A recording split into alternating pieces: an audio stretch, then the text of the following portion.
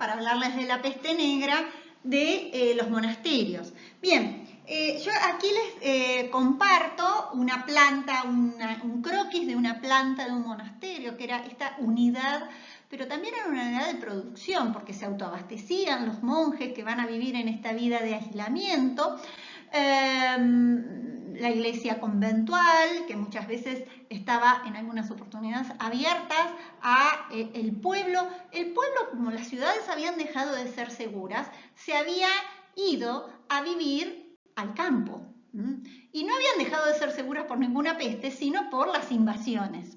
Entonces, hay un desarrollo de una vida rural en estos primeros siglos, y esto que habíamos dicho, se va a consolidar en Montecassino la regla de San Benito, que la regla es como el modo de ordenarse de las órdenes religiosas, de los monjes que van a vivir en esta vida ascética, hacían sus votos de pobreza.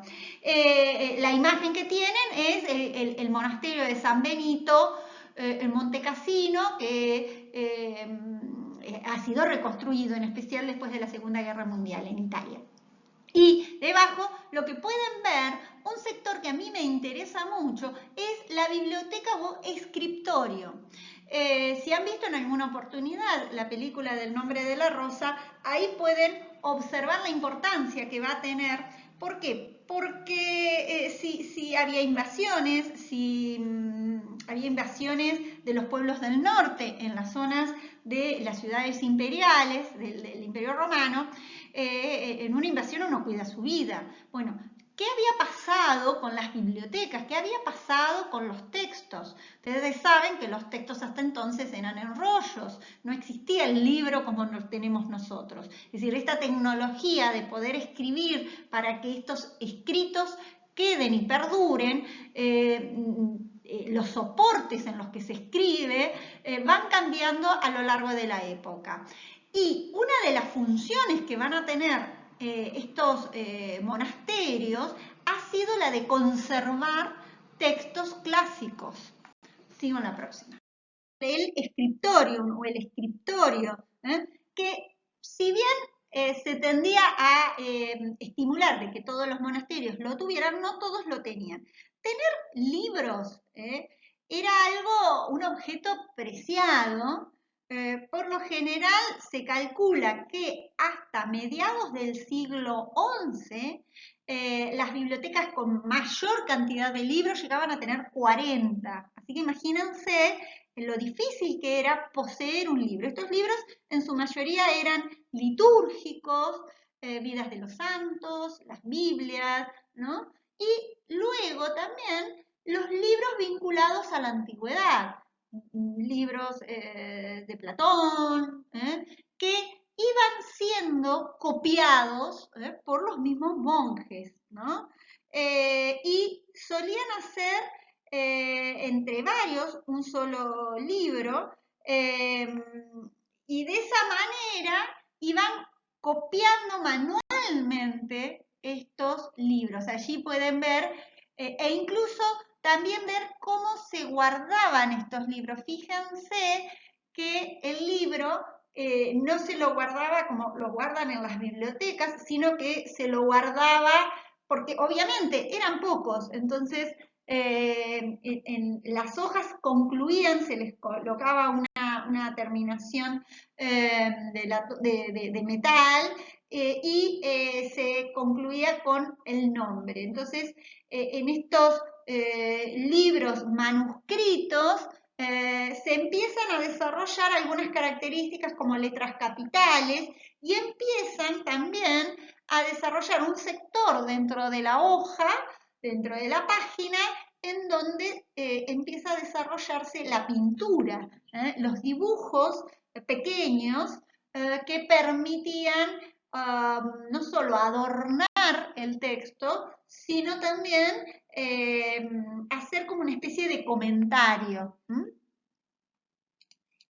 Ustedes dirán, ¿qué relación tiene? Bueno, en estos libros miniados vamos a encontrar justamente las ilustraciones, las imágenes vinculadas a esta peste, ¿no? La peste negra, que va a afectar, decíamos, a fines de la Edad Media.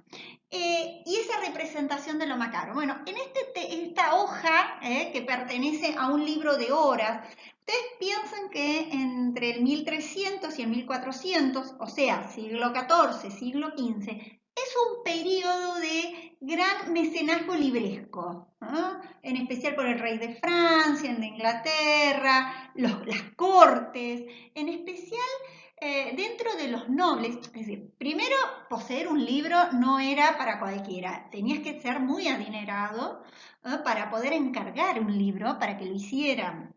Y segundo, la posibilidad de leer ese libro. ¿Quiénes leían? ¿Para qué tendría un libro? Y aparte, era entonces un objeto de, qué sé yo, cuando había un matrimonio se regalaba un libro. En especial las mujeres nobles eran las que también habían desarrollado, aparte de los monjes, la lectura, por ahí más que los hombres, porque los hombres eran los que iban a la guerra, los que andaban, ¿no? Entonces, las que más desarrollaban quizás, y había un tipo de libro que eran los libros que se les llamaban los libros de horas, libros de tipo devocionales, que era como que les iban siguiendo las horas canónicas, entonces eran para uso laico, y en esos libros de horas aparece esta imagen muy difundida en el siglo XIV, este motivo iconográfico, es decir, que en todos se colocan los mismos personajes y cuentan la misma historia, que se llamó el encuentro de los tres vivos y los tres muertos, ¿no? Los tres muertos que vuelven a la vida y les hacen advertencias a los vivos. Fíjense cómo están representados, sobre la margen derecha, los tres muertos, y en la margen izquierda, los tres vivos, ¿no? Estas escenas propias que ya venían desarrollándose en el 1200 cobran una fuerte influencia como enseñanza, ¿no? Es decir, los jóvenes que se encuentran con estas figuras que los interpelan, que les hablan, que les dicen que así como en ese momento se ven jóvenes y vitales, un día se van a ver horrorosos como ellos, un día van a morir, recordar la muerte. Bueno, esta es una imagen que se va a reiterar mucho con esta finalidad pedagógica, enseñar la precariedad de la vida, ¿no? Y que nos permite un poco ver cómo estas advertencias y estas enseñanzas pululan en el contexto de, obviamente, de la peste negra. Otro tema iconográfico muy reiterado y sobre el cual se escribía en textos era el famoso oficio de los difuntos, ¿no? O en otros se habla del memento mori, que tiene que ver con este arte de saber morir, ¿no? Ubíquense en una época en donde se convive con la muerte, ¿no? En donde no había mucho conocimiento sobre ello, entonces, más allá de lo que había que hacer para que ese difunto descanse en paz, las misas de requiem, donde los deudos van a llorar, donde deben hacer las ofrendas, pero por el otro lado, recordar que vas a morir, que es indefectiblemente se va a morir. Al inicio del oficio de los muertos, ¿no? Esta idea de que los hombres que vienen del polvo y hacia el polvo concluyen, ¿no? Entonces, estos textos ligados al memento mori van a difundirse, ¿no? Fíjense también, si vemos a nivel formal, las orlas en las que estas escenas aparecen. Son miniaturas. Ubíquense que los libros de horas eran libros de pequeño formato para uso doméstico y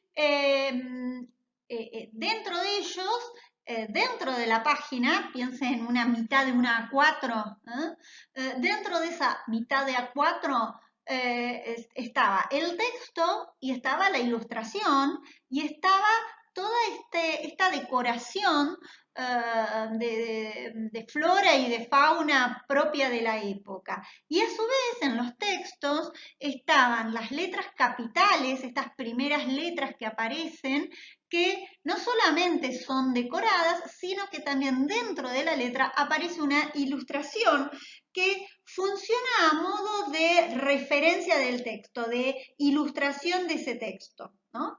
Entonces, es interesante tener esta conciencia más allá de estas imágenes propias con la cartela en donde manda este mensaje de recuerda que vas a morir, recuerda que del polvo somos y hacia el polvo vamos, y esta necesidad de tomar conciencia de la finitud de la vida y por lo tanto los actos de esta vida, dado que después viene el gran juzgador, ahí está Dios como rey y como quien va a juzgarnos y nos está recordando, y por el otro lado están la posibilidad de ir al infierno, ¿no? Y el ángel que nos salva, pero de acuerdo a lo que hagamos en esta vida.